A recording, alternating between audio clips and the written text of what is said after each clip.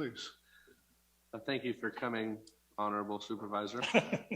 On the, I've had a number of conversations with different county staff on the Goldfields Parkway and very much supportive of it. But any rumblings or dialogue of time frame on that leg that goes over the river and ties into 20? Is that, could we expect a 5-year or a 20-year? Or well, I would think to get from McGowan to 70 would be probably a 20-year plan. But from right now, they're going from Earl Road over to North Beale, I think is where they are right now. Right. And then to get over to Hamilton Smartsville, I think most of those properties are lined up. And so they could get over to Hamilton Smartsville maybe in, I don't know, 5-10 years. Right. And then the tricky one is getting over to 20. Yeah. And so, no guesstimate on a time frame on that leg of it, huh? Well, you know, Caltrans says it took them 25 years to do Lincoln. Yeah, we know how fast they move. Though. Yeah, but I'm not sure how much of a player they're going to be. I mean, in the state, we just don't know. There's a lot of things, a lot of moving parts. Well, thank you. Keep up the good work over there. Kevin Mallon is on Zoom. If he may be able to answer some of those questions. Yeah, you might have a couple people on Zoom, but thanks for the time. Thanks a lot, Don. Madam Clerk, do we have Kevin Mallon on? Mr. Mallon, you're available to speak. Thank you. Marysville City Council, Kevin Mallon, Yuba County Administrator. I'll try to be brief, but to answer some of the questions that I heard, it's roughly $100 million. You're always in meetings and not on Zoom, so press a button.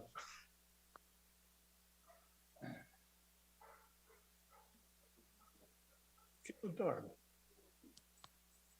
Can you not hear me? Just give him a second or two.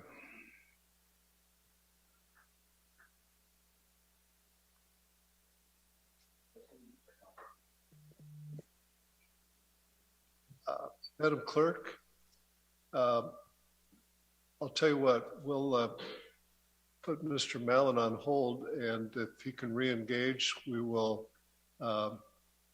re-engage with him at an opportune time. How's that? Mayor Branscombe, can you hear me now? One more time. Mayor Branscombe, can you hear me now?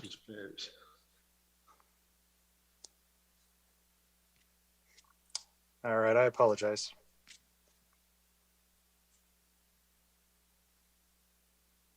No, Mr. Mayor, I'm sorry. It does appear that we are having some technical issues connecting with Mr. Mallon. An opportunity may present itself later on. Thank you.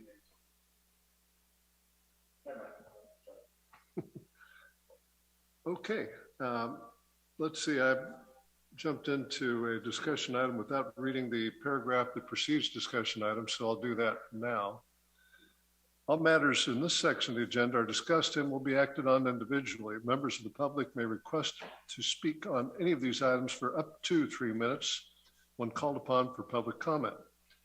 If you would like to comment and you are attending the meeting in person, please complete a speaker's card and return that to City Clerk. And when called upon, please go to the podium to address the council. If participating via Zoom and would like to speak, please raise your hand via Zoom.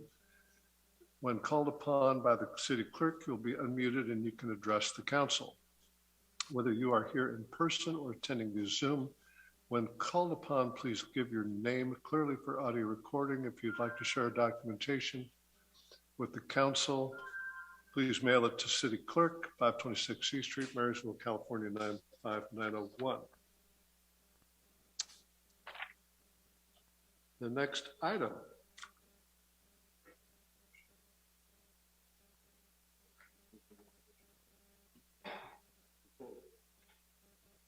Oh, you know what? Every once in a while you need a city attorney around to keep you straight. He said, are you going to entertain a motion? Okay, back to the Goldfields Parkway. Please forgive me, Don.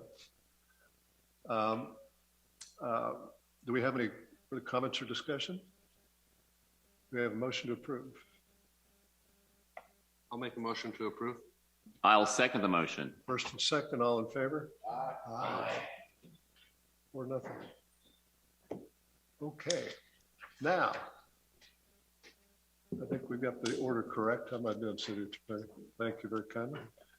Okay. I'm not there.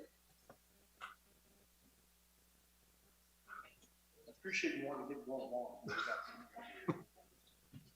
The next item is regarding Film Commission funding opportunity.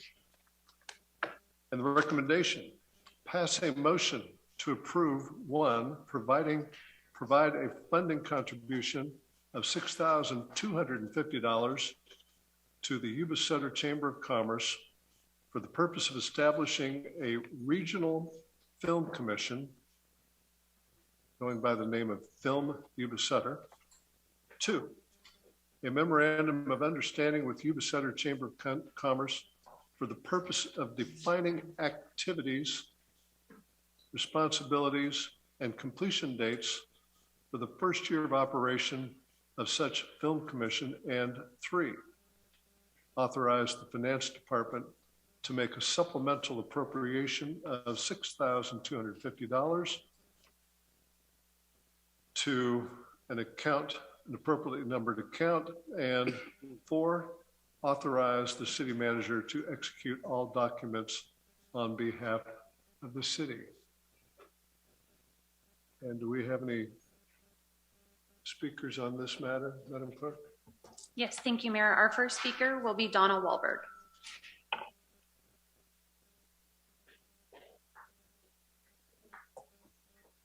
Hi there. Welcome. Thank you.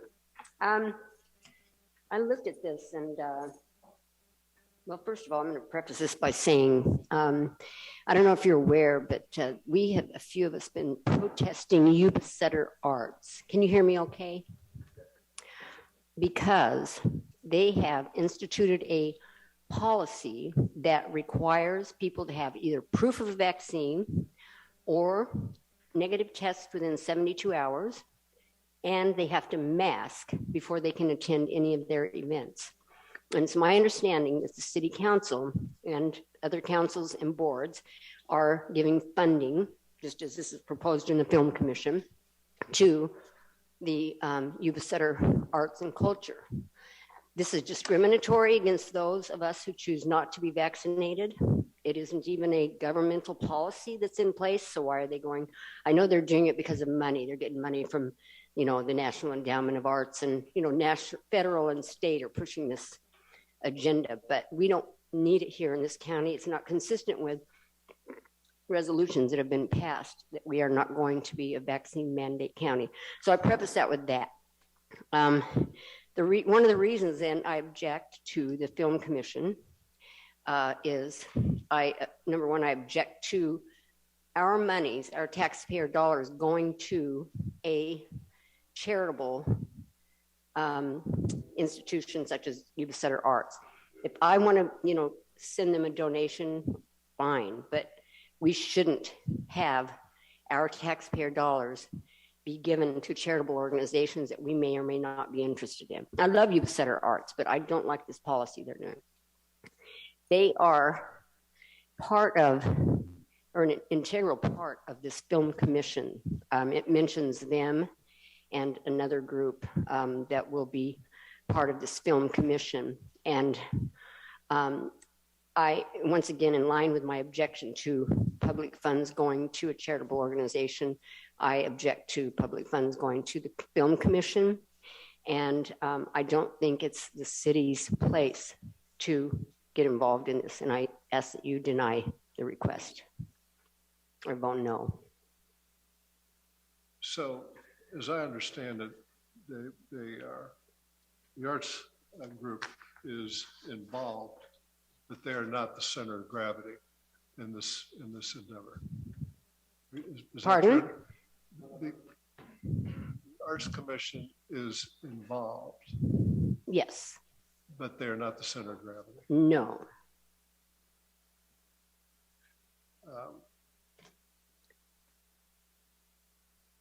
come back to that. Thank you. Through the chair. Yeah. So you're saying the chamber is the main focus here, but the arts community is just an affiliate of it, and they're the ones that are making the mandates that she's talking about. Exactly. Okay.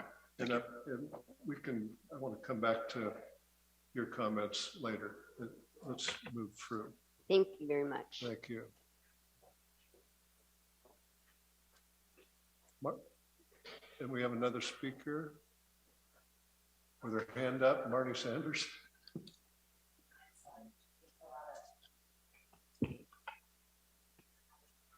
This is your item. We know you.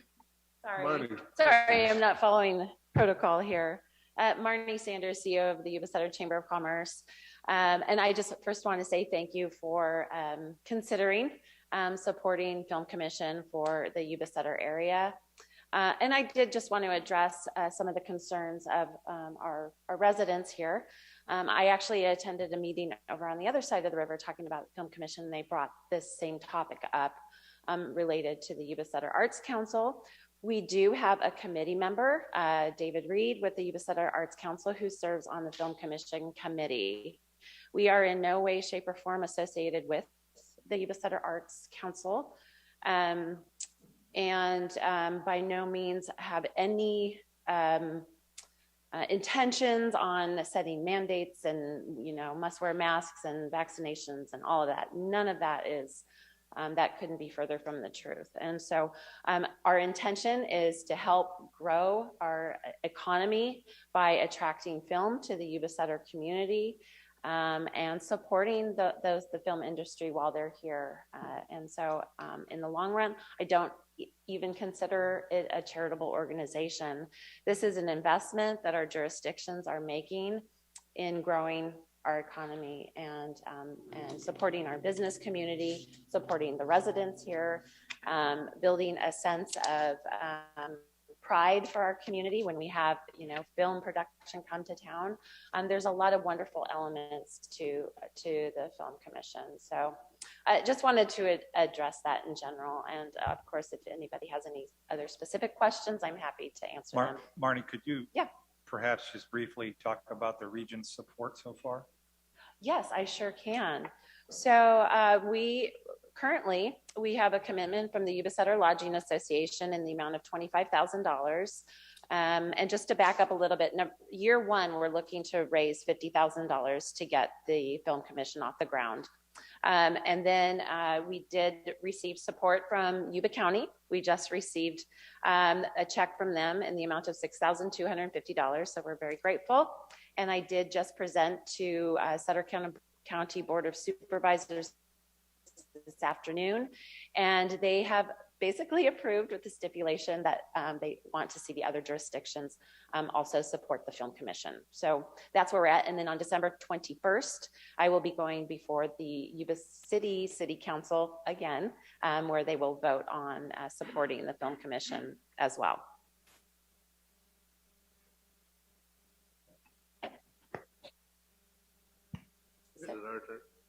Any other questions or comments? Thank you, Marty. Thank you. Okay, time for public comment on this is over. I do have a comment to make on this myself, and that is with respect to the Arts Council. They are the center of gravity on raising capital for the Cotton Rosser Memorial, which is targeting almost $300,000. And I understand they are north of 50 and south of $100,000 so far, making real progress. I showed up at an event where the model of the memorial will be was presented, and I had my $1,000 check in hand. I got there, I gave the check. I got inside and I was asked if I had proof of my COVID vaccination. Well, I didn't have it with me. It was out in my car, and I just left. You know, I personally understand objections to mask requirements, but it does not dampen my interest or support for really worthwhile endeavors. And so, while I understand objections, I just would suggest folks look at the merits of the operation and try to understand the reasons folks are doing what they're doing. And I understand in the Arts Council's case, it's a matter of the board being advised by their insurance carrier that they would not be covered without taking proper precautions. So they made a decision. City Council's made a decision, a different decision. Here we all are. I don't see a mask in the room. So my comment. Any other comments or questions? Not necessarily on the vaccine. I agree with you 100%, you know, in everything that you said, but just in regards to the Film Commission, I think this is a wonderful opportunity for our region and for our community to bring in hopefully lots of revenue, lots of recognition. We have some really fantastic things to contribute as a region that I believe the whole world needs to know about, because I'm really proud of them. and I support this 110% and think it's going to be a wonderful thing for the community. So, and I am a huge, huge fan of Marnie and the chamber and her team. They were, Courtney on her team was the backbone of pulling off this Christmas shopping, and it was great. So there you go.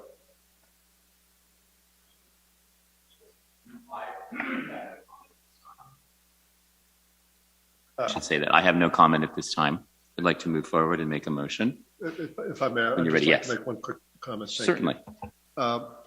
When I've chatted with Marnie about this, when she first started passing this idea around, in the venture capital business or in the startup of the business, this is an endeavor. We don't know where it's going to go, but you don't know if you can win unless you take the first step. And that first step takes a little seed capital. That's what's being put together here by all of the local jurisdictions, with the big contribution coming from the lodging industry. So it's a worthwhile endeavor, and at the appropriate checkpoint, we'll see if it's worthy of continued support. But it's got great leadership, and it's a noble endeavor, and I wish them all the success. Did you wish to continue with the motion? Yes. I'd like to make a motion to pass a motion to approve providing funding to the Chamber of Commerce for the Film Commission for the Yuba-Sutter area. Second. We have a motion and a second. All in favor? Aye. Aye. That's unanimous. Thank you. Okay, now item 12 on the agenda, titled Federal Emergency Management Agency, also known as FEMA, Assistance to Firefighters Grant Application.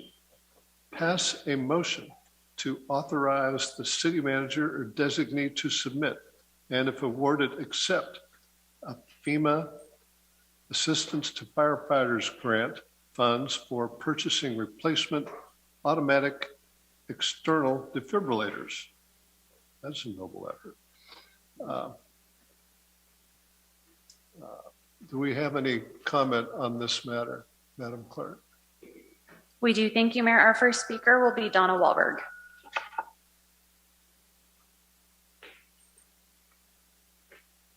Welcome again. You know, I was kind of like this on the Film Commission things. I do think it's a good thing for the community. It will bring business in. I see that. But it looked like Yuba-Sutter Arts is a big influence there, and that concerned me, but I'm fine with your decision.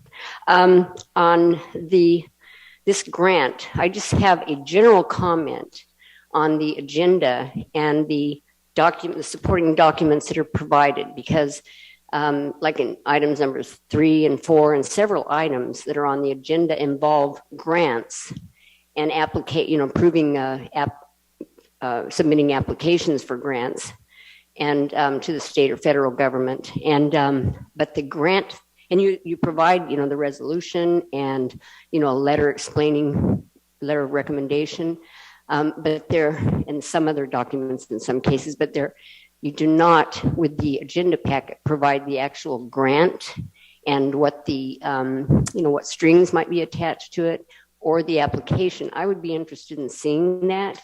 And I would hope that in the future, the actual grant and the application can be included. And the application doesn't need to be completed, just, a blank application even, in the agenda packets, so that we can see, because I have a concern, because every single grant or loan or monies that are coming into the city and county, there are strings attached that seem to be giving up your sovereignty to make decisions concerning our local concerns. And that really bothers me, because I don't want to see you give up your sovereignty. I would rather have freedom than money. And I'm just asking that we be able to look at the grants that come across your desk and see what strings are attached. And if, I have a problem with, even you joining regional, merging with regional associations and state associations, because once again, you're losing your identity as a local governing body. And that really bothers me, because that's a bigger hole. They have a bigger agenda that doesn't necessarily care for what's happening here as you do, or as we do. So I just ask that you be extra careful and when grants are offered, to look at them, look what strings are attached, and whether or not that is giving up some of your power and authority to make decisions here that would affect our community. Another thing, well, I think that's enough, but I hope you include them in the agenda from now on, the agenda packet. Thank you for your comments. Any other public comment, Madam Clerk? Not at this time, Mayor. Okay, and the public comments.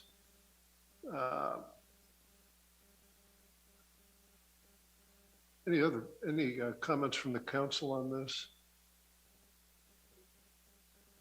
One. Please go ahead. I mean, in regards to what our resident said, all this information is available, whether it be through the city website and or through the AFG grant webpage and so forth. So that information is still out there. It's a grant that has been pretty much the tool for keeping a lot of our civil service organizations afloat over the past decade or so. So you can get the information there, and I'm in favor. And if we're at a spot for a motion, if I may, very quickly, these things, you'll look at the structure of the recommendation, and it's to authorize the city managers designate. We have good managers, they don't make bad deals. It would be a bad deal to take defibrillators with strings that are inappropriate to the mission. Mr. City Manager. Yes, typically there are strings attached to grants, very dependent upon the grant that we're applying for. In this case, the FEMA grant with defibrillators, very few strings attached. Typically, they want us to make sure that we care for the equipment and track the equipment and utilize it for a certain period of time. But beyond that, I don't believe there's a lot of strings attached. The chief could correct me if I'm wrong. And the defibrillators are definitely something that will benefit the community. Having heart problems, they're very near and dear to my heart as well. So unless I'm not aware of some strings attached, that's pretty much it. We need to make sure that we maintain them and track them and utilize them. Mr. Chief. Thank you, Mayor and members of the council. We've been applying for this grant for multiple years. We've gotten multiple awards for other items. So we're very familiar with the FEMA AFG process. What you might consider strings is the matching portion of funding, which is 5% of the cost. But when we're looking at spending $40,000 to get this equipment, and our matching portion is $2,000, it's quite a savings on the general fund dollars. There is, documentation on the back end that we do with the finance department to meet requirements that they look to see, how we purchase procurement, that we put these units in service and some statistical data. But that's still quite a, savings to get the items we need. It seems as though that the FEMA quote unquote strings or conditions are simply the conditions that anyone would reasonably require in their position. Are you really going to buy defibrillators? Are you going to take care of them? Are you going to keep track of them? That sounds like it's basically it. Thank you. And I'll mention there's, as Councilmember Hudson said there, all of that documentation is available. We can provide the grant application, which is probably a very short grant application. Oh, it's long. And printing it or publishing it would probably be more so directing people to the FEMA website to show all of those terms and conditions and such, because I'm guessing that's quite extensive. Thank you. Any further comments or questions? Do we have a motion? Make a motion to approve as written. I'll second it. First and second, all in favor? Aye. Unanimous. Okay, we now enter a public hearing. All matters in this section of the agenda are formal public hearings and will be acted on individually. Members of the public may request to speak when called upon for public comment. If you would like to comment and you are attending the meeting in person, please complete a speaker's card and return that to the city clerk. When called upon, go to the podium to address the council. If you're participating via Zoom and would like to speak, please raise your hand via Zoom. When you're called upon by the city clerk, you'll be unmuted and you can address the council. Whether you're here in person or attending via Zoom, when called upon, please give your name clearly for audio recording. If you have any documentation you'd like to share with the council, please send it to the city clerk, 526 East Street, Marysville 95901. Okay, the first matter for public hearing is add chapter 13.50, Cal Green Construction Materials Division, Recycling Collection and Water Efficient Landscape Requirements to Title 13 of the Marysville Municipal Code entitled Buildings and Construction. The recommendation is to pass a motion to 1, hold a public hearing to adopt the ordinance. 2, waive the first and second reading of the ordinance, adding chapter 13.50 Cal Green Construction Material Division, Recycling Collection and Water Efficient Landscaping Requirements to Title 13 of the Marysville Municipal Code entitled Buildings and Construction. That was a mouthful. Okay.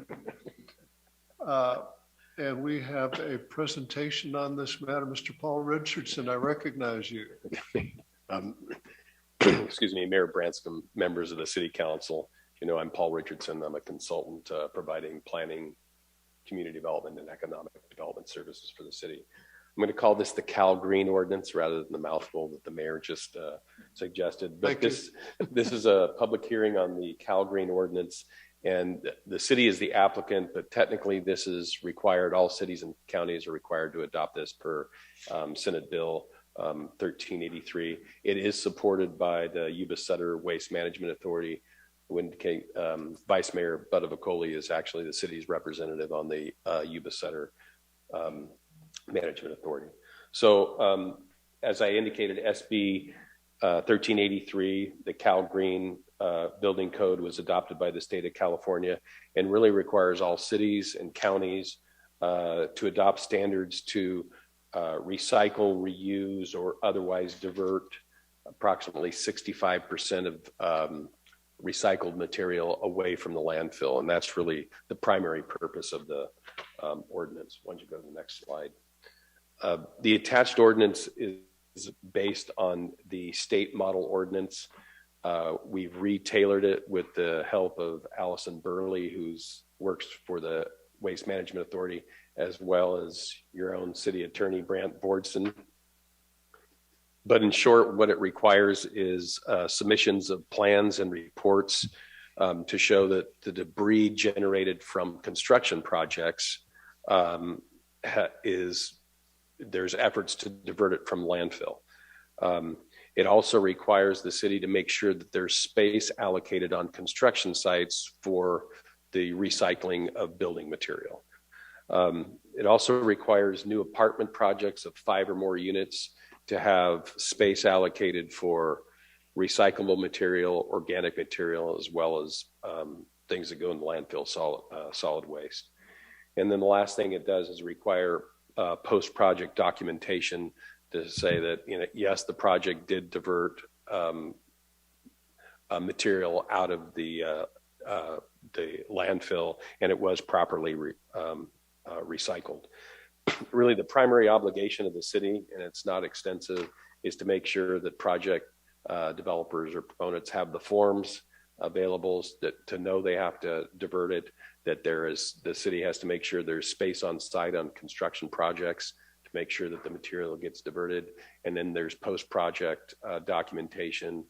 The developer needs to submit documentation that the landfill, that so much amount of material was actually diverted away from the landfill. Why don't you go to the next slide? So I'm not going to read this because I know it was a mouthful when the mayor tried to read it, but really hold a public hearing and move to approve and waive the second reading of the Cal Green ordinance. And I'm happy to answer any questions if you want. Well, thank you.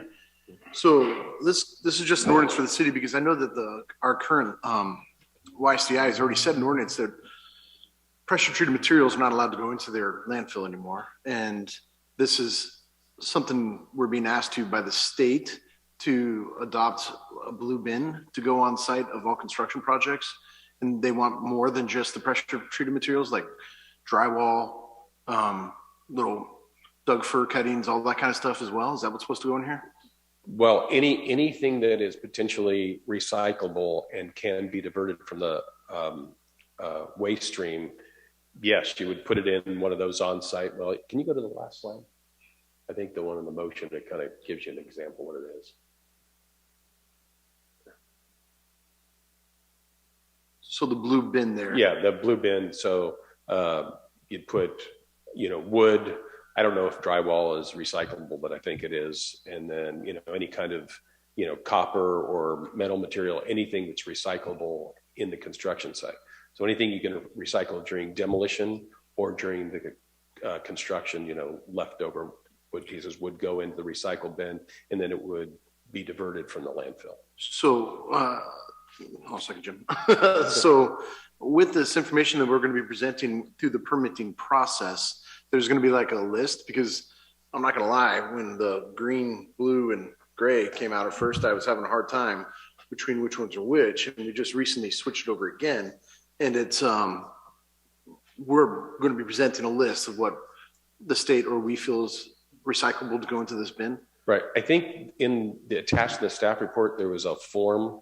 There were 2 forms. I saw the form, yeah. One was for basically landscape certification meets the water efficiency requirements. And the second one was what are recyclable and what the obligation of the developer is. In other words, they have to put it in the bin, they have to weigh it. And they have to show X amount was recycled and then X amount went into the waste stream. And the goal is 65% of all construction debris is diverted out of the waste stream and is recycled. Does that also go for demolition, I'm sure? Yes. Okay, thank you. Concrete is another big one to recycle. Yes, yeah. That's true. So if the developer or the contractor, right, doesn't necessarily have to be the developer, right? It Right. can be a contractor, but if they don't go along with what we're wanting them to do here, are they penalized?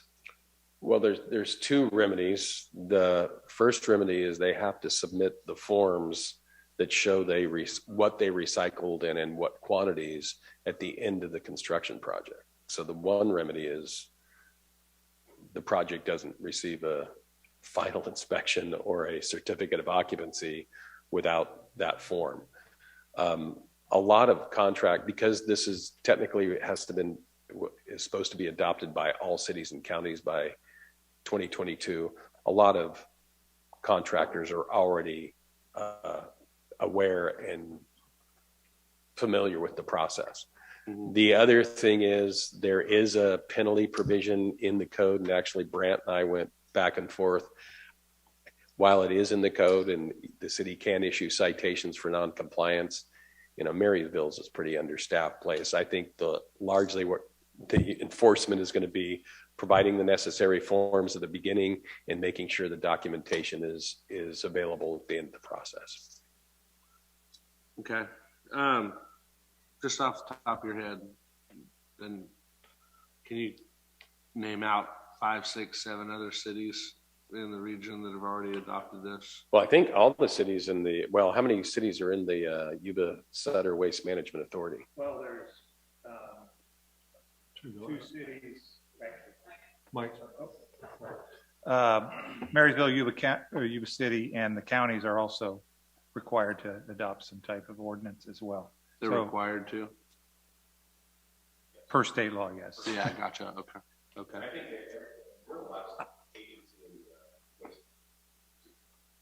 Oh, are we really? The only reason I ask is because I've spent a lot of time on construction sites, and you get materials when it's constructed, when a building is constructed. The idea is that all the materials support one another in order to create structural integrity, right? In a lot of cases, those materials are bonded together, whether it's in shear or however it is, it's bonded together. So when you go in and do demolition, you're having to take that apart, and that can take a lot of man hours, which then puts a lot of stress on the budget and on the contractor or the developer, whoever it is paying for the project. And so then therefore that's why I ask where we're at in relation to other cities, and if we're required to do this, because we're already known as being difficult as far as some of our restrictions and codes and different things, difficult place to build. So those are my only concerns, is that we're going to have a blue bin empty at the beginning of a project, and the same blue bin there is going to be at the end of the project without any. That begs the question then, if I may. Yeah. That begs the question then, if we don't do this, what happens then? Well, I think technically by default it goes into it's mandated. It technically goes into effect. We have tried to the state's making an offer we can't refuse. Is that what you're saying? Pretty much. I mean, the state provided the model ordinance and mandated all cities to adopt it. And as a practical matter, the burden on the staff is pretty low. It's basically provide information at the beginning, get certification forms at the end, put those forms in a file, and prepare a report at the end of the year. I just wanted to mention that these items that we're putting into code today are a small portion of what the state has asked for. The majority of the requirements are being shouldered by the RWMA. They have a much longer list than us, but my understanding, and our attorney, who has been intimately involved with this, could weigh in, but I would venture to guess that they will start enforcing at some point, and they could impose penalties and withhold funding if we don't comply.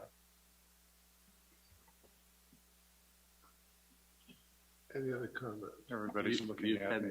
have an invitation. Mr. Shad has it correctly, and the RWMA will be enacting its first ordinance at its next meeting, which will deal with organic waste diversion. So restaurants and food processors will join the stream. Of course, the goal of which is to keep it out of the landfill. The fines are $50 for a first violation. It's about as low as it goes. And it's mostly educational, and the Regional Waste Management has elected to take the educational approach, and fines are a last ditch thing. I will also say, I just was driving by the old Shell station where they demoed everything. I just happened to be driving by, and they're already sorting that stuff out, concrete versus steel and lumber and everything. So it may be advantageous for them to do some of that already.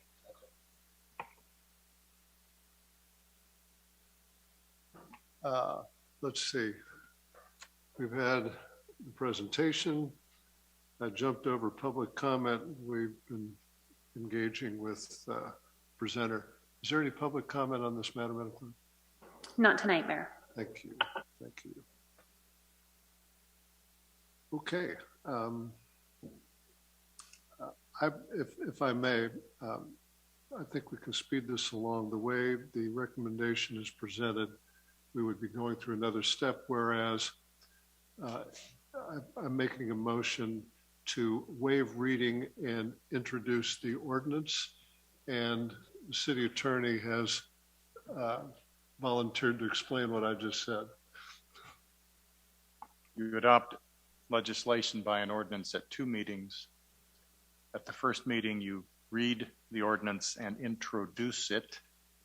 At least 6 days later, for most ordinances, you can then adopt, and then it's either published or posted publicly, and 30 days later it takes effect. If the ordinance has a title, which this one does, you can waive the reading so we don't have to read all of it. So it is routine and typical not to read the ordinance. You simply waive the reading. But we do need to waive and introduce, and the language of the recommendation just left out the word introduce. Otherwise, it would take 3 meetings to get this done. So the mayor is going to properly introduce, and then at the next meeting, it can be adopted. And so reads my motion to approve. Do we have a second? This is coming back for a final. I'll make the second. Motion and second.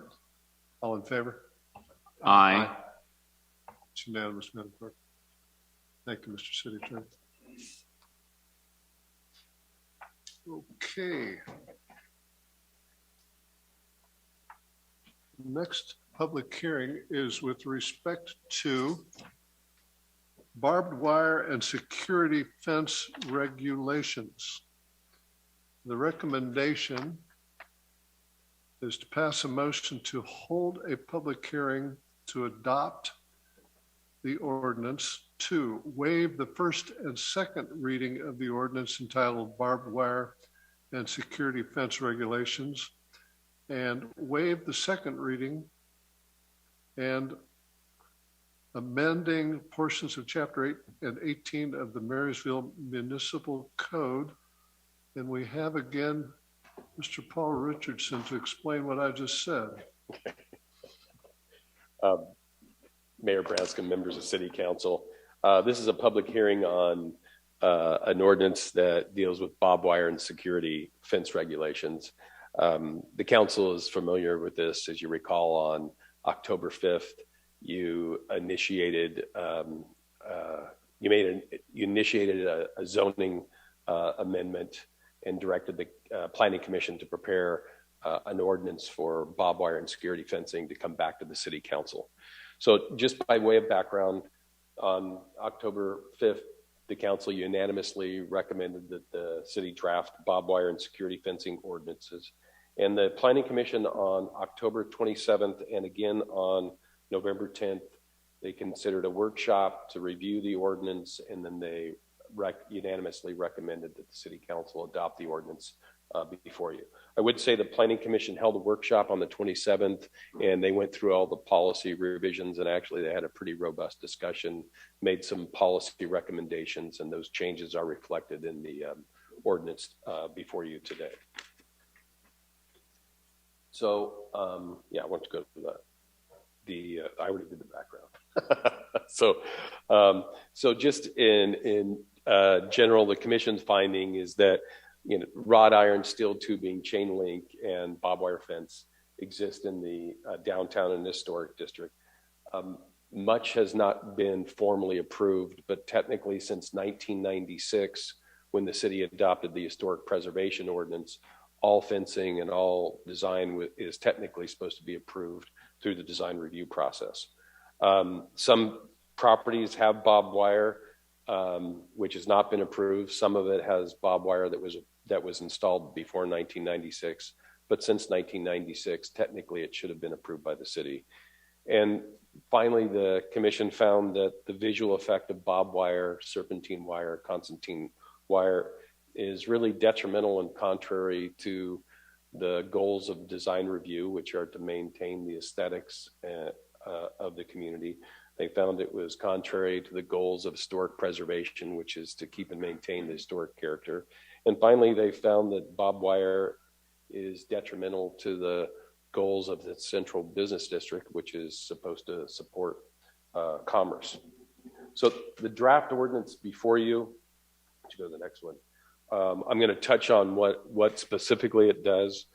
Is the ordinance before you going forward, and that's from here forward, barbed wire and similar security fencing is prohibited in any residential district.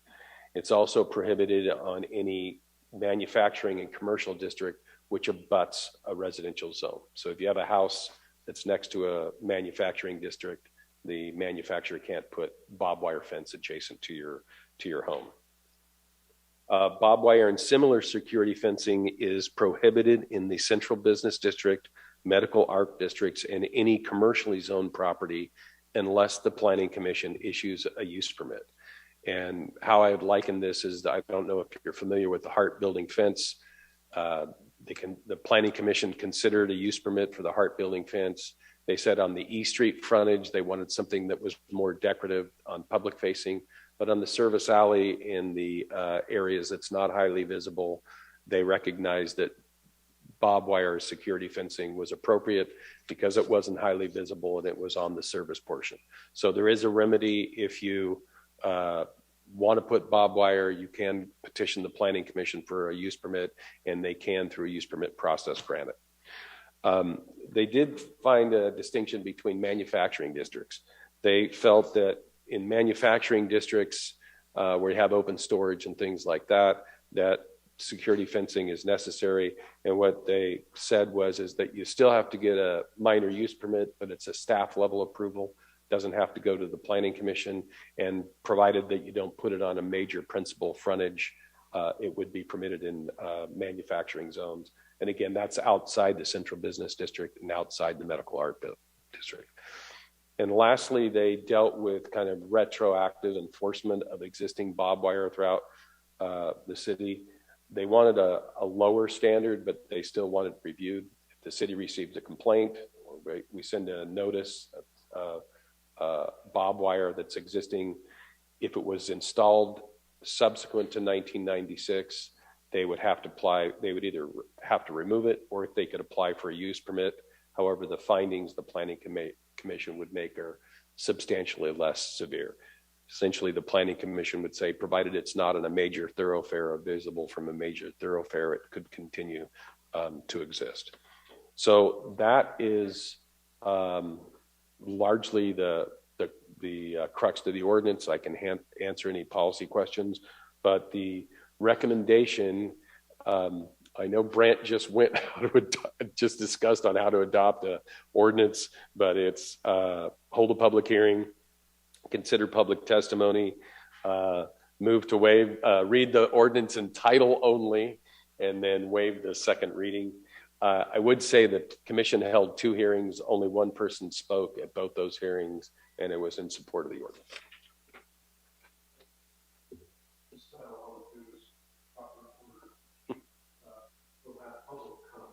Okay.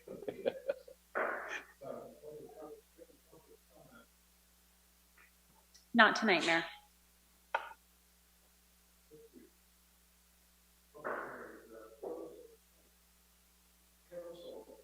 Members of the council, do we have any comments or questions with Mr. Richardson? Yes, through the chair. Please. Not 100% sure where to start with this.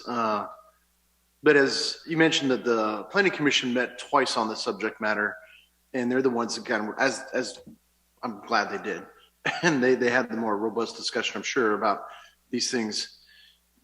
But it's still being left open a little bit to staff interpretation and or whomever might be on the planning commission at that particular time to make decisions as to whether they feel as though that particular road is or is not a well-traveled road or anything of that sort. Because they could put their own interpretation on this, and then the discussion is amongst the council, or not, excuse me, the council, the commission at that time. And that's kind of the way you're saying this needs to go, or is being suggested? Well, there's 2 use permits. I want to put in a new security fencing. Yes.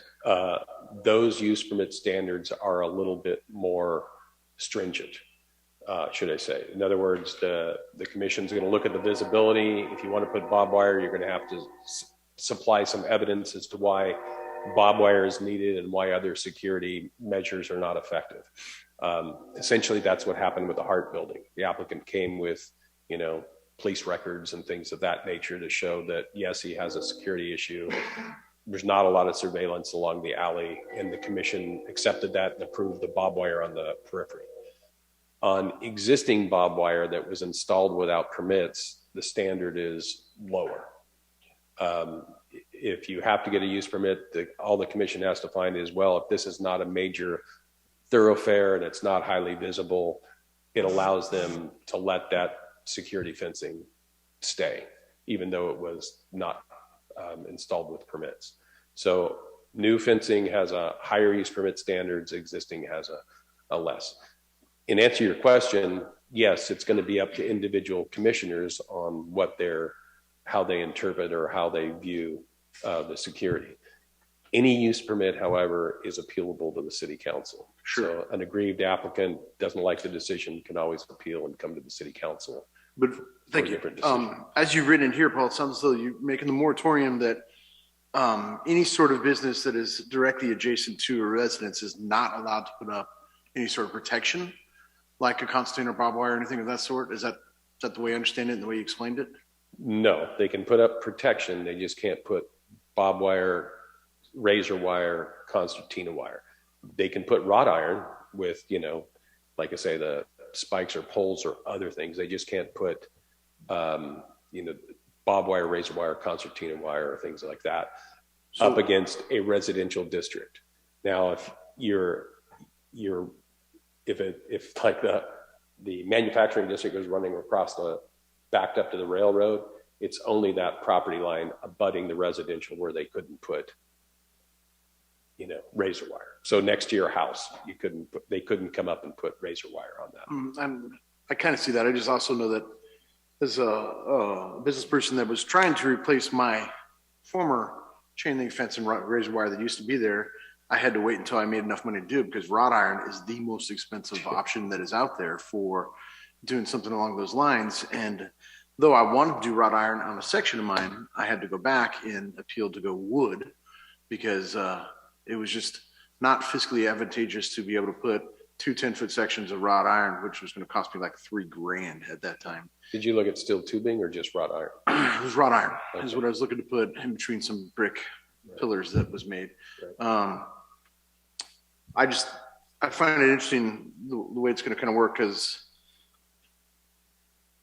there has lots of places that want to protect their property, people included.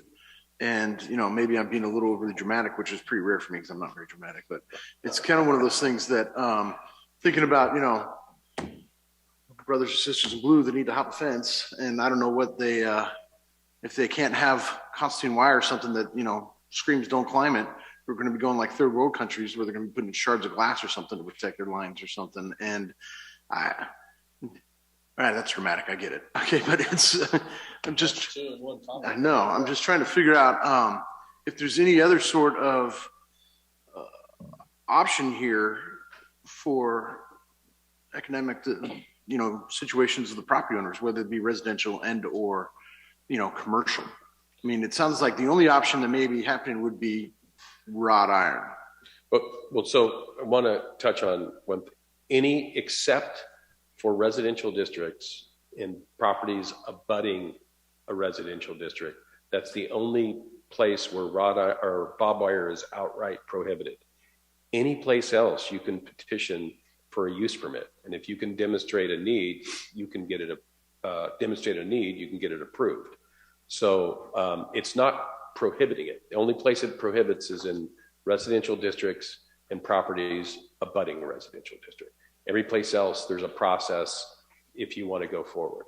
And the process is a deterrent because you have to go through a process. Sure. But if you can make a compelling argument, like the Hart Building did, you can get barbed wire, you know, provided it's not highly visible and provided it's not detrimental to the, you know, the public aesthetic, for lack of a better term. Okay, I get it. I mean, there's no real happy medium here. It's either the most expensive option or go through a process, right, is what I'm kind of hearing. Yeah. So, okay, thank you.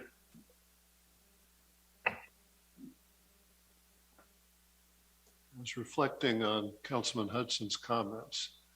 He's a business owner and has security concerns, legitimate security concerns. I'm certain he's not the only one. As I reviewed the materials and then you clarified or illuminated them in your presentation, I was comforted that it wasn't as strict as I worried it might be, but I'm still worried that entities, persons or entities with legitimate security concerns will not be able to protect themselves. And in the current environment, security is pretty important. That said, it's really the enforcement piece that may be the most important here.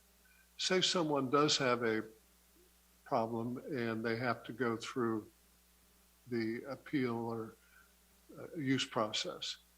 How long does that take and what's it cost them? I want to say the use permit process is $350. It's pretty cheap. I mean, compared to other cities, you may not think that's cheap, but other cities I've been to, that's a pretty reasonable charge. The time frame to go through the Hart Building was, you know, we got the application in June and it went to the July hearing. So it wasn't that difficult, and it's a fence. It's not major new construction. So I don't, you know, as development review processes go, I don't think it's not that long. There's no CEQA issues. You don't have to go through. I mean, it's a fence. There's no environmental issues. So there's not a lot to, you know, go through. But you did describe the use process, the appeal process, as a deterrent, and it is a deterrent. It's time and money. Yeah, it's time and money, but time is the new currency. That's the most expensive part in many situations. Right. Well, if now someone makes an application and it's accepted, do they get the $350 back? They do not. That is the cost to hold a public hearing, staff report, hold city up. That's what I get it. Okay. Through the chair, one more question, please. Yes, sir, please. So Paul, you're talking as though you set the grandfather clause at 1996 or older, that don't have to do it? The historic district ordinance that the city adopted was effective in 1996. Up until that point, I can't see that fences or any type of design review is required in the historic district. After 1996, it's very clear that any new construction, including fences, painting, landscaping, et cetera, were all subject to design review post 1996. Okay, so we're not necessarily, not that we have a robust enforcement program in the building department right now, but I know that other departments are picking up the slack. Thank you for all that. How are we going to decide whether, a particular business, it's been here since 1984? Well, there's a couple of techniques. We have property files, so you can give them the property files and you can see records. You can go to Google Earth Pro and there's this little slider that goes back in time when you can pull it. And then the applicant may be able to show some historic pictures of their property or site that shows, has a timestamp on it. I probably won't be here in enforcing it, but staff's not going to drive around town like just looking for renegade. It's probably going to be complaint driven or things like that. I'm just kind of curious because there is I remember when I read this yesterday and I saw pictures of our levy commission building that has barbed wire around it. I know that place is plagued with losing all kinds of equipment off of their old fire engine, and sometimes even stolen the lumber that were used to close the gates and so forth. So knowing that commission doesn't have an abundance of excess funding, so the option being, are they going to apply for a grant for wrought iron or something like that? I mean, that's where we're at with this whole thing, I guess. Was that installed before 1996? I really couldn't tell you. Yeah, it was installed before I got here in 92. That would be the first test. Okay. The second test is, I don't know, are you complaining about the? Negative. Okay. So city didn't receive a complaint yet. Okay. That's all I got. Thank you. He didn't mean negative, he meant thank you. All right. You have a comment, please? I have a question about color of fencing. Is this ordinance, or is there any ordinance or any design review requirements on the color of a metal fence within the historic district of Marysville? Well, any fence in the historic district is technically required to have some level of design review approval. And normally wrought iron fencing that comes forward is traditionally black. However, the Habitat for Humanity building did have approval for their blue fence. Very good. Thank you. Okay. Every time I hear that, it makes my stomach churn. I hesitated to bring that up, but it was responsive to the question. And they're nice people, but the blue fence and then everything inside it. Okay. Moving on. Do we have a motion to approve? Any further discussion? Where do we stand on this?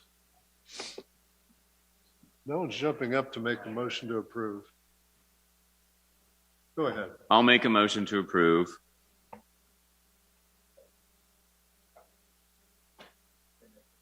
I'll second so we can have further discussion if necessary. We have a motion and a second. Do we have any further discussion? No further discussion. I think this is one of those, why don't you pull the council? Councilmember Barbed. Yes. Councilmember Gilchrist. Yes. Councilmember Hudson. No. And Mayor Branscombe. Close call, but yes.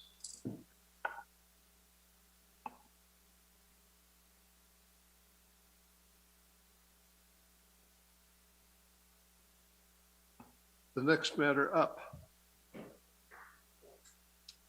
Amending portions of Chapter 6.04 of the Marysville Municipal Code entitled Sewers and Sewage Disposal.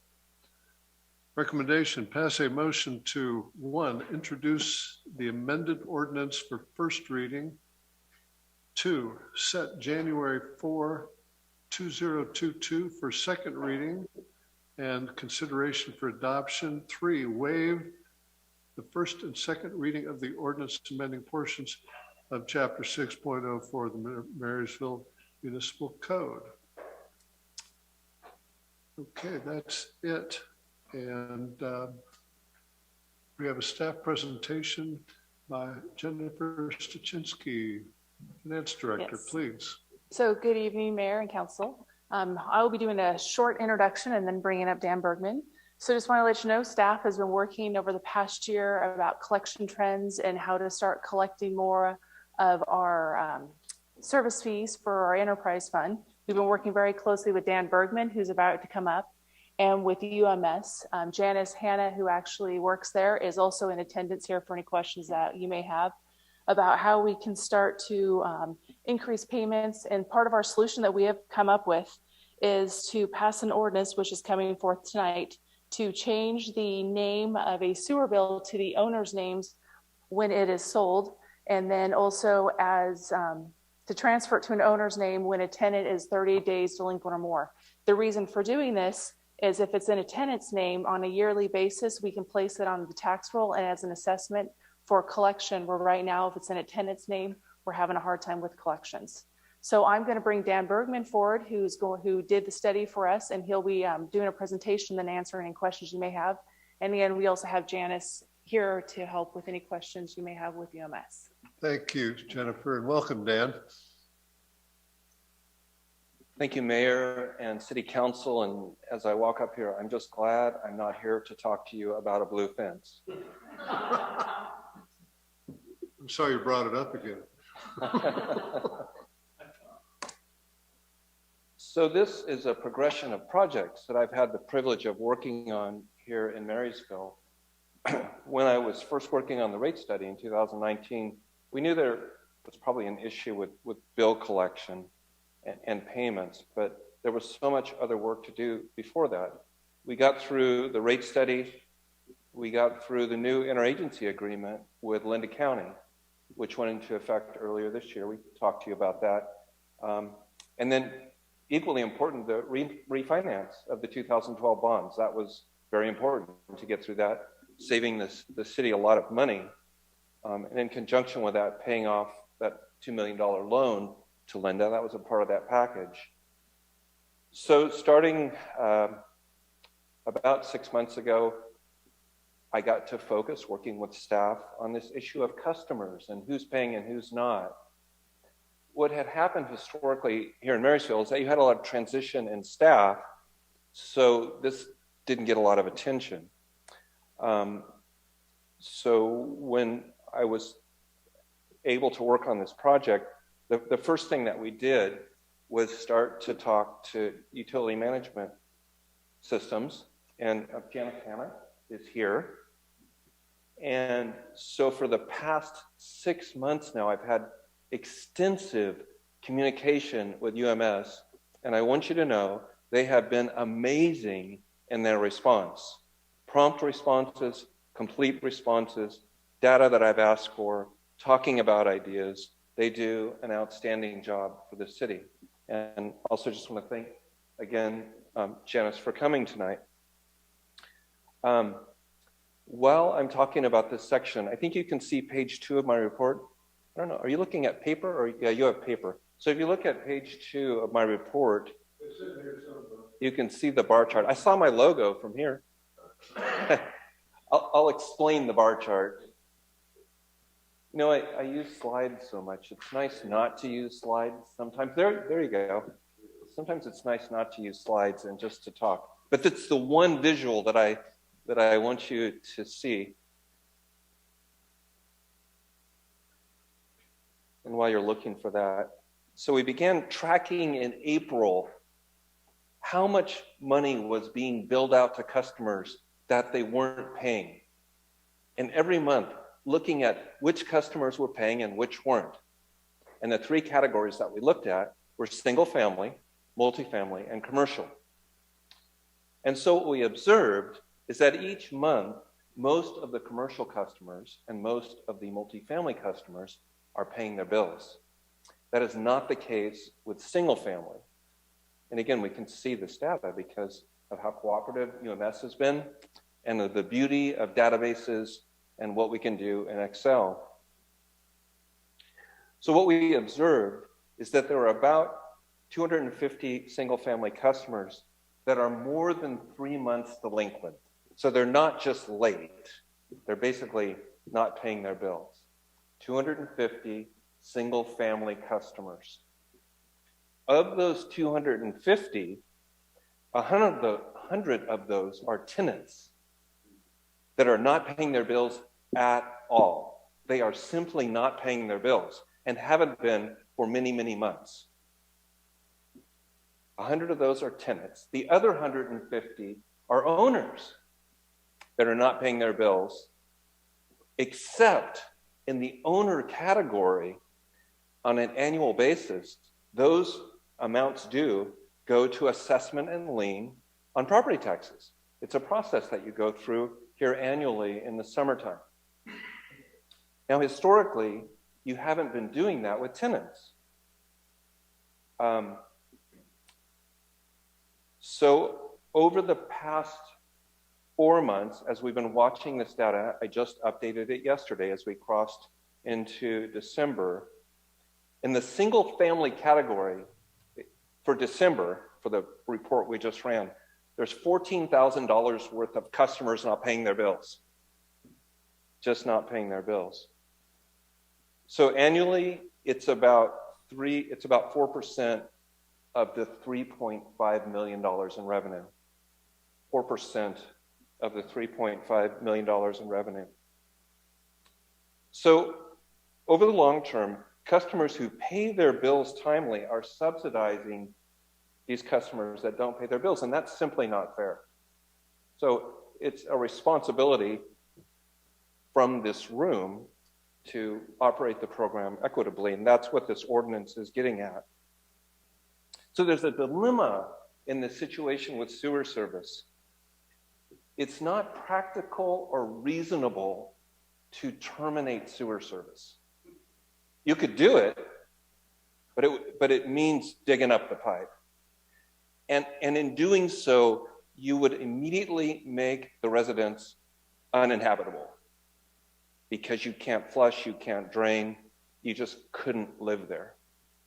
The municipal code as it's written allows for termination, and that language is still in there, and maybe there's some situation where you could do that if a home was already vacant, for example.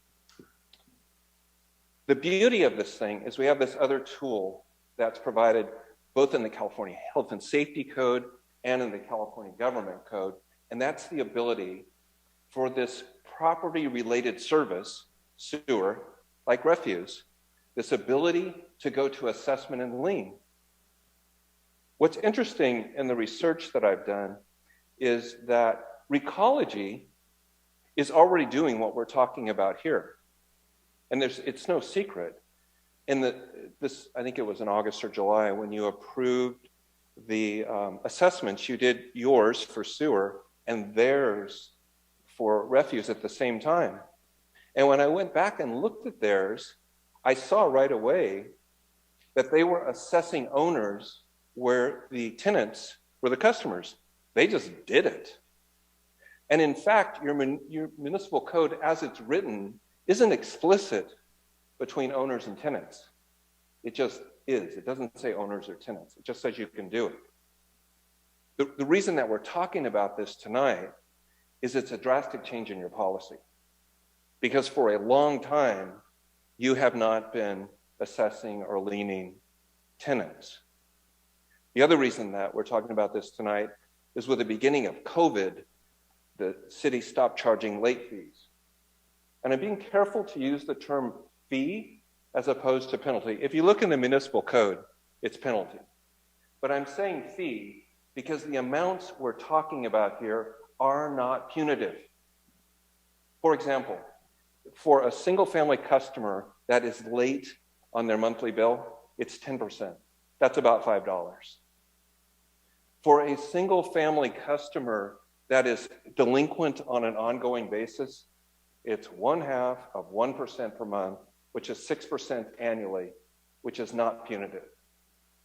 And so what we are also, I guess I want to say, presenting to you tonight, because you don't need to approve this, but you need to know, is that effective with the ordinance, assuming that's supported by your city council, you will resume charging the late fees. Let me explain why the late fees are particularly important.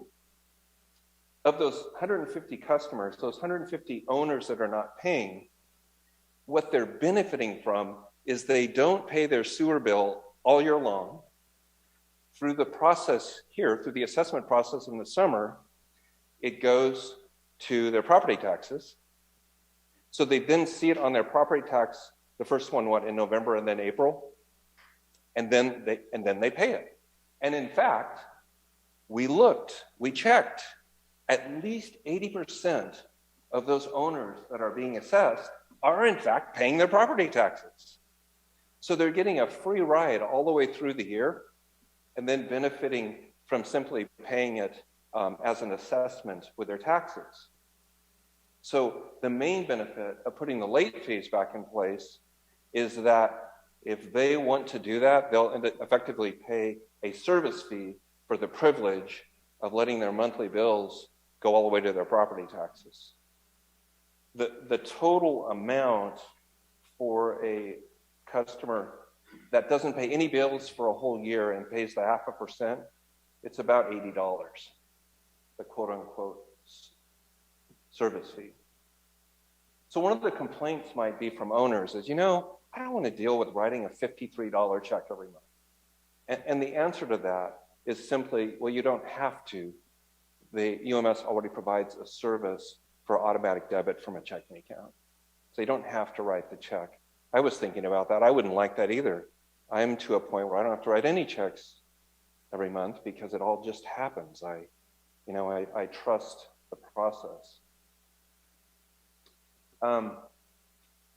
So to review what Jennifer already touched on, in the ordinance, that there is amended language that says when a tenant moves or when there is new service, the name will automatically go to the owner.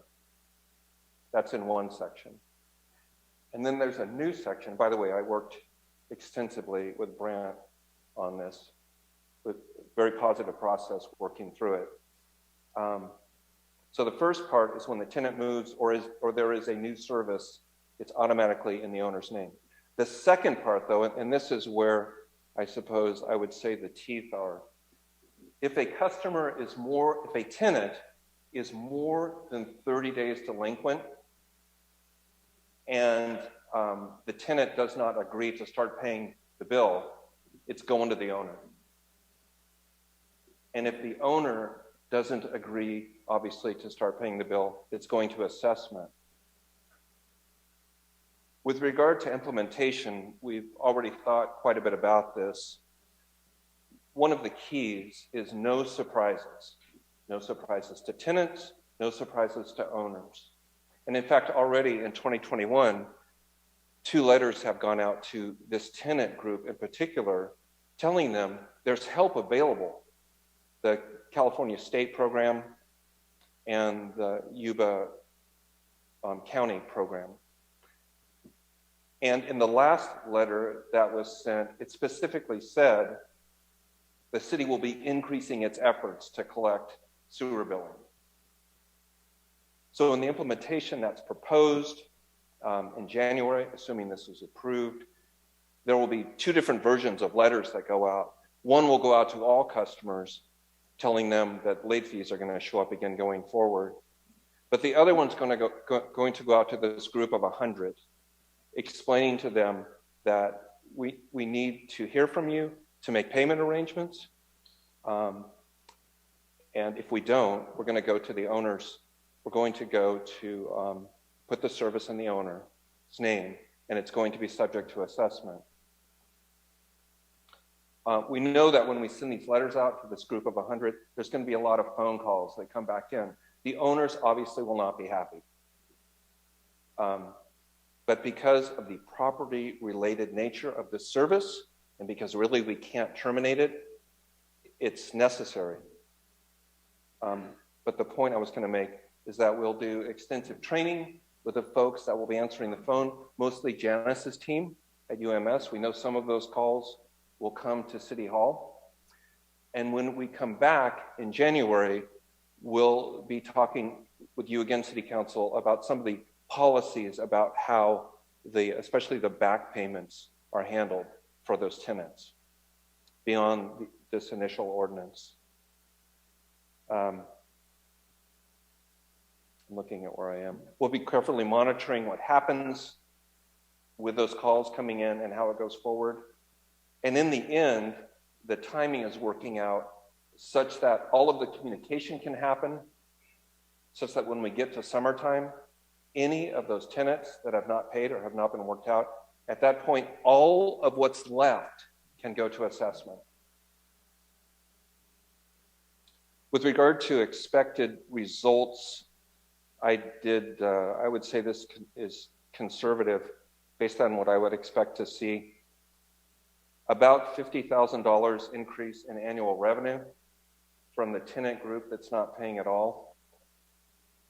Definitely more timely payments from owners as they consider the cost of the late fees. And then some collection in late fees. And a point I want to make here, really in closing, is the city doesn't want to collect late fees. We just want people to pay on time. But there will be a resumption of late fees. Janice was pointing out to me before we started that when the city left off with late fees, the last annual amount was about $30,000. I had projected, just looking at the single family group, that it would be about $10,000. So it'll be somewhere in that range. I would expect $10,000 to $30,000 a year. So that's the end of my presentation. I'm very confident in what's being proposed here because, again, it's consistent with what Recology is already doing and necessary because of the property-related nature of sewer service. Thank you. If you would kindly remain at the lectern. I'll open this now for public comment. Do we have any public comment, Madam Clerk? Not at this time, Mayor. Public hearing closed. And now, questions and comments. Councilman Hudson. Through the chair. Thank you for your work on this. I know that every year that I've sat here that we've got the, for lack of a better term, bad list of all the people for both sewer and Recology, and that number has added up to somewhere around $30,000 to $40,000 every year of people that don't pay their fees for both the sewer delinquent fees. I know as a landlord in my property that I owned in Sacramento, maybe this is going one step further than maybe you're potentially proposing here, but as a landlord in Sacramento, the county and the city had an ordinance that the waste, sewer, and trash had to be in the landlord's name. There was no other way around it. And that the only way the cost could be offset at that particular juncture was through the rent process. Because that way it always made it a little more simpler for one person to always be on the hook. And that's pretty much the property owner. I mean, the property owner had to have their own insurance for the house and everything else and so forth. And the bill went straight to me all the time. And I took that same model, if you will, and I'm doing that with my current rentals because I just don't want to get that surprise. You get a bill that your tenants haven't been paying or anything of that sort. You're not going that far with this particular proposal, though, are you, in the presentation? Going how far? You're not suggesting that the city make an ordinance requiring that all sewer and trash bills go to the owner. You're just saying after 30 days of a tenant not paying for it, then utility management or Recology would then have to go find the owner. Is that what I'm understanding? Yeah, that's correct. In fact, we had discussed after a couple of years shifting it all to owners. Mm-hmm. Maybe that'll happen on its own. But if the tenants are responsibly paying the bills, they're not going to hear from us. So I'm not going to get on that subject, but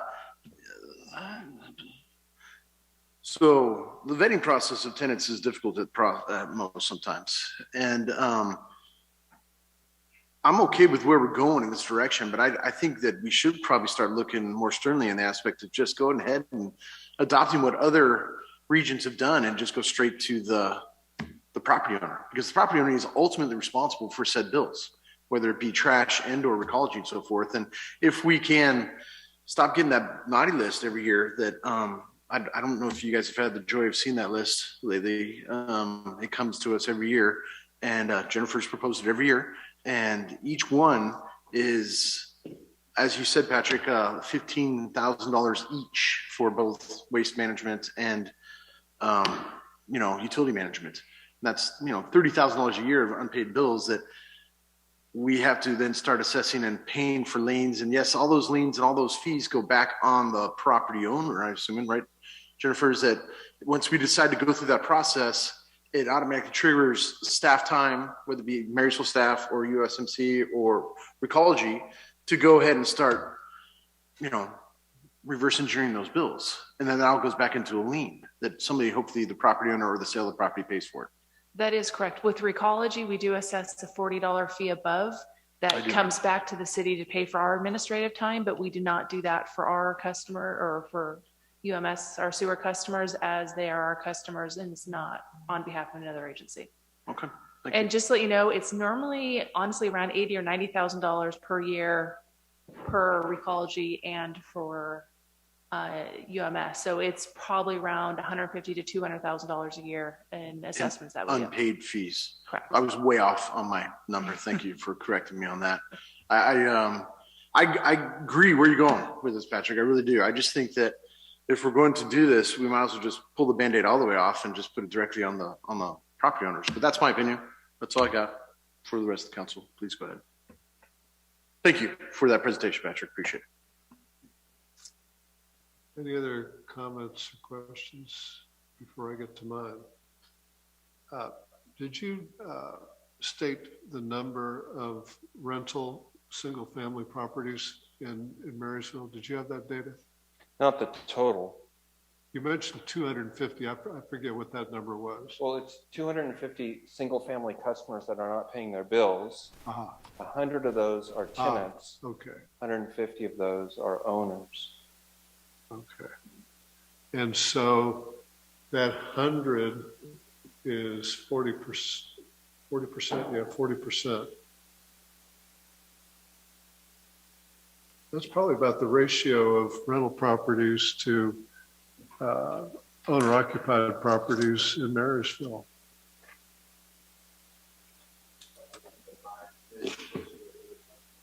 Maybe 30. Okay, it's in that zone. Okay, so that's interesting. I like the approach. I like getting more aggressive. Eventually, I would like to see us get to the point that Councilman Hudson is suggesting. It's simple, it's straightforward. And the property owners, I think, will cooperate once they understand, the landlord owners will understand when they understand that they're making their tenant their agent for paying their bills.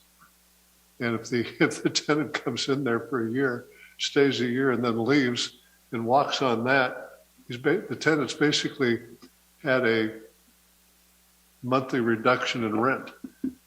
And so it's in the landlord's, the owner's best interest to pay it him or herself. It's interesting that I'm not. This is not a criticism. The trajectory here is correct. I think there's an end point, and I think the end point was very well defined, or suggested, I should say, by Councilman Hudson. That's my comment. Well, could I comment back? Of course. I'm in full agreement with what you're saying. It's interesting because the city attorney, that other one that was here, and I went back and forth on this because it was his suggestion that after 2 years, they would all go to the owner's name. I missed that. It's not in here because I won, but I'm bringing that back up. And I succeeded in persuading him because I said, look, we're accomplishing 100% of what we want to doing it this way without creating more work for ourselves now. And I sold him on that one. So we will likely end up there, but. This particular proposal that you're presenting is not going there, and there's no verbiage in there to change the ordinance in a timeline. It's just going with the more work option. Is that what I'm understanding?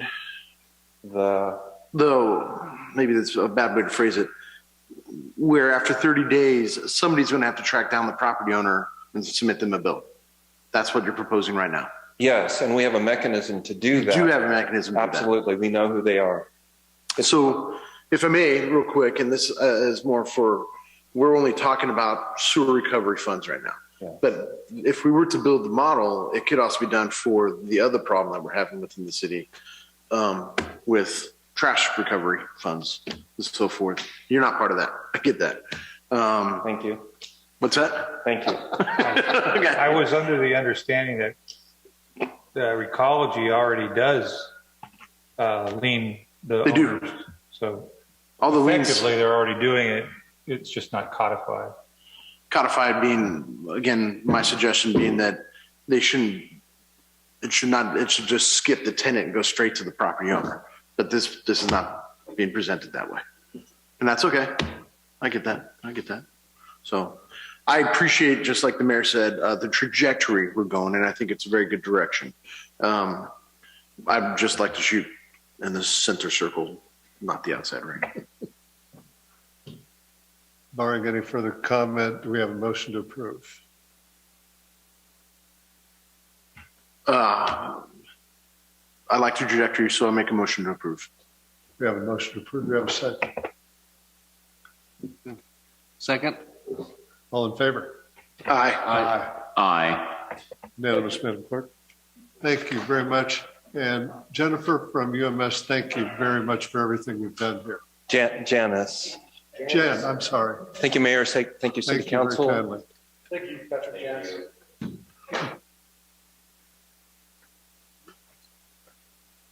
We have what?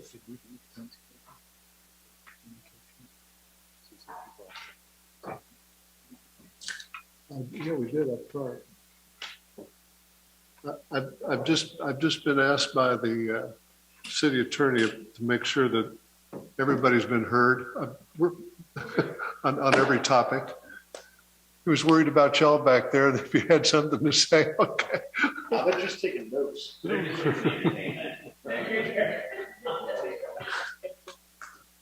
Slow night on television. Let's see. They're not spies from the grand jury. We will now move to committee appointments. The vice mayor appointment will remain as is, and the local and regional committee appointments. I did discuss that with Vice Mayor Boncavoli, and we agreed we hadn't heard any complaints about the current appointments, so they will remain as is. Committee reports, Councilmember Belza. No committee reports at this time. Thank you. Councilmember Gilchrist. No comment at this time on committee reports. Are we finished with the appointments, including planning? Shall we move on? Well, I'll tell you what. Yeah. Planning. If you have something to say about planning, we will pause on the committee reports and go back there. Mr. City Manager, I have a question. Is it appropriate for me to bring this up at this time, or? Yes. Seeing a head nod. No. Okay. We have a. Does it even need to be made during a council meeting? No, but it does need to be agendized correctly. This topic is for council appointments. Okay, very good. Thank you. Sorry for taking up your time. I have no committee comments at this time. And Councilmember Hudson. Nothing huge. I just appreciate the work by Chief Carlin and the rest of the staff to work on the committee that I sit on with Vice Mayor Buttigieg. I appreciate the work and direction we're going with the district. Lots of work on that. Thank you. And I have nothing to report. Council correspondence, Madam City Clerk. Nothing. Oh, no, hold on. Council correspondence. You're next. Maybe not. No, you're clear. I was fouled up there. Madam City Clerk, do you have any correspondence to report? Nothing for this meeting, I'm having Mayor. one of those nights. Okay, City Manager, do you have anything to report? No, I do not. Okay, now we have council comments. Councilmember Belza. I just want to say Merry Christmas to everybody. And today is Stuart and I, it's our 1 year anniversary on the council. I think it was this date last year that we were sworn in. Well, and the mayor, Branscombe. So it's been a good year. I feel good about a lot of the things that we've gotten accomplished. We've definitely built some rapport on the council, which is good. And I feel good about where we're going and what we've gotten done. I will say that this last Saturday was a ball.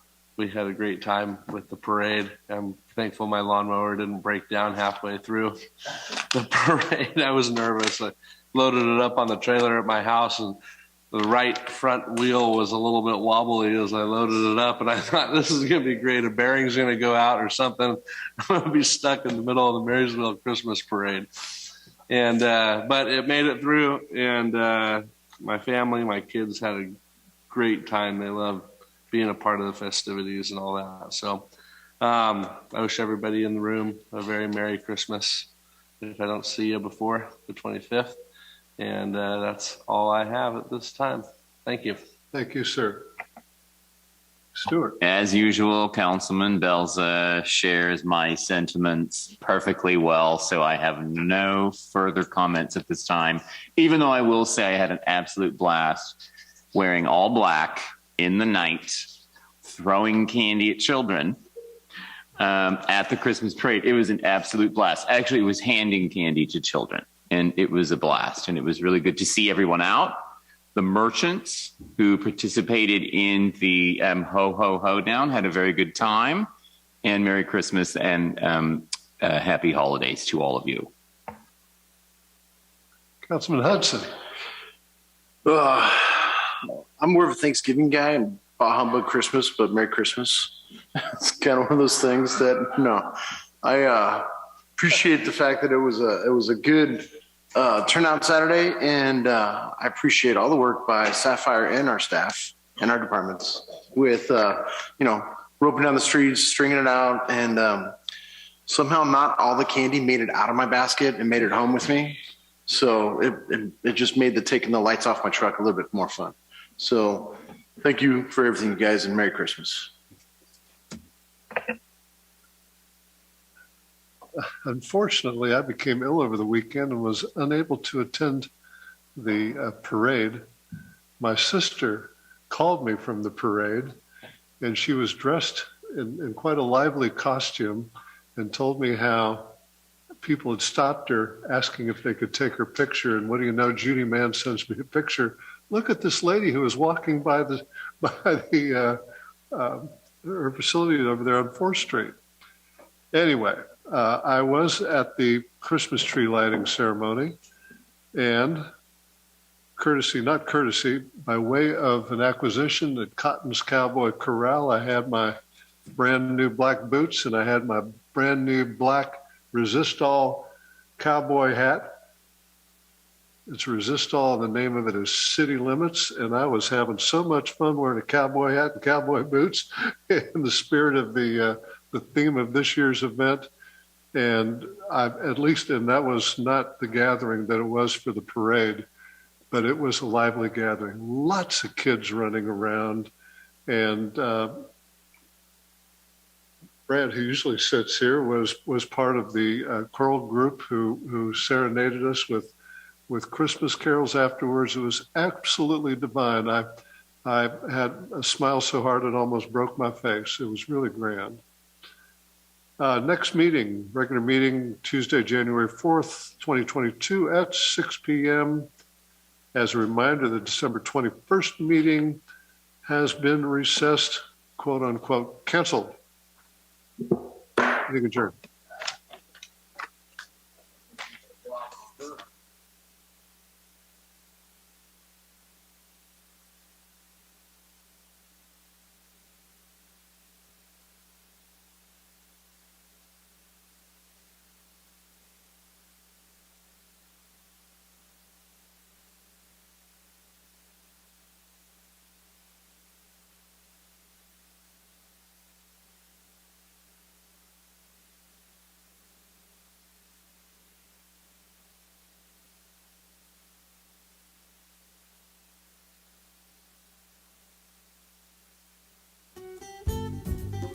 Yuba-Sutter.LIVE's local government live streams are presented by Plumas Lake Self-Storage in Plumas Lake, where lifelong local residents are helping other residents keep things safe, providing indoor storage units, outdoor RV and vehicle parking,